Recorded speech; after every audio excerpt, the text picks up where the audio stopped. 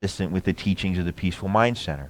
I encourage you to speak with other teachers. I encourage you to experience other teachers through YouTube. Muji, Sadhguru, Eckhart Tolle, Pema Chodron. Because, you know, when you hear it, one of them might say it just a little differently than I say it, and then you kind of add it all together and pow, it hits you like, oh my God, I get what he's trying to say. You know what I mean?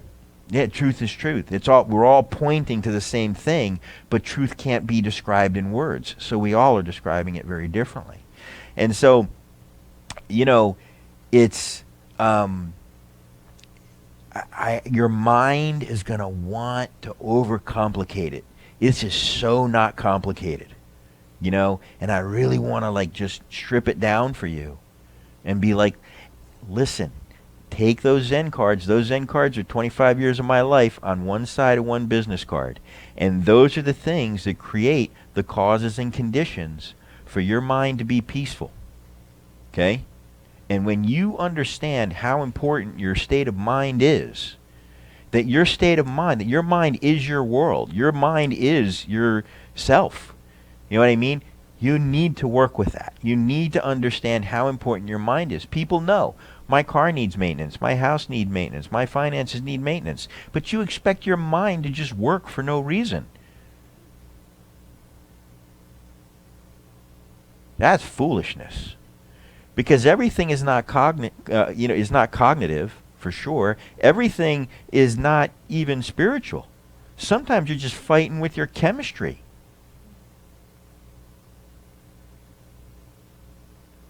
And you're a whack job because, you've been eating cheeseburgers and sodas and not sleeping, and you're wondering, and you're going to go try and sit and meditate? Good luck. I always like to say, I said this last week, some people got a kick out of, soda, right? There's 40 grams of sugar in one can of Coke. 40 grams. That's like half the can, literally, right? And no one would go up to their plant and be like, pour soda in it. Why? Yeah, it's bad for the plant. It's terrible for the plant. The plant probably wouldn't even survive it, right? But you'll open it and drink it. Tastes good. Yeah, tastes good. It's only going to kill some brain cells. I don't need all of them. And those years come off the end of your life anyway, right? No such thing as time. But you have to understand that too, that there are chemical components to this. And through meditation, through exercise, through proper nutrition, you set yourself up chemically to be very balanced, and that really helps you have this realization that I'm pointing you to. Really important. My background is in personal training. When I was in my early 20s and I was experiencing depression, dysthymia, I was put on Paxil for 6 months and I hated it. And so I started looking into, the causes of depression, found out alcohol was a depressant, stopped drinking alcohol. I used to smoke cigarettes, if you can imagine that. And I quit smoking cigarettes. I started eating right. I started exercising. I started hydrating. There was no more dysthymia. It was just the garbage way that I was taking care of myself, and I didn't know any better. It was just ignorance. I just didn't know. So,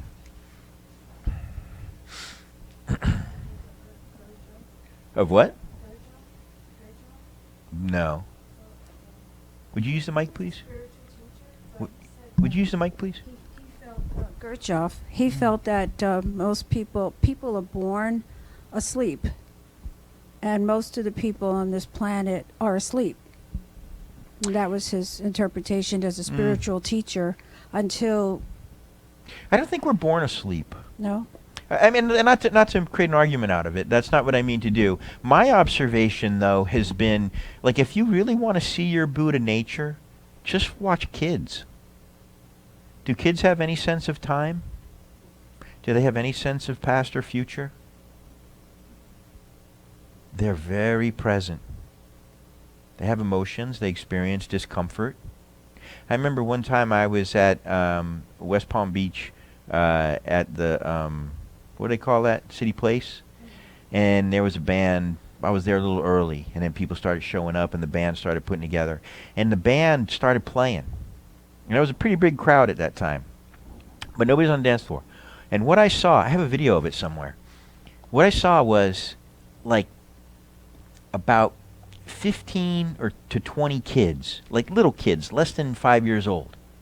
They heard the music and they all were just out there just dancing with each other, with everybody, happy, completely in the moment. Just kids, just moving their bodies, dancing to the vibrations. And there was no, you know, you're fat, you're ugly, I don't want to dance with you. They were all dancing with each other with no opinions about it. They were extraordinarily present. And then what I think happens is that the mind gets conditioned, you know? And then we just start blindly, unconsciously living out our conditioning. We wake up here, to speak to what that teacher said, we wake up here just kind of blindfolded. You know what I mean? It's like we just like take the blindfold off and you're here.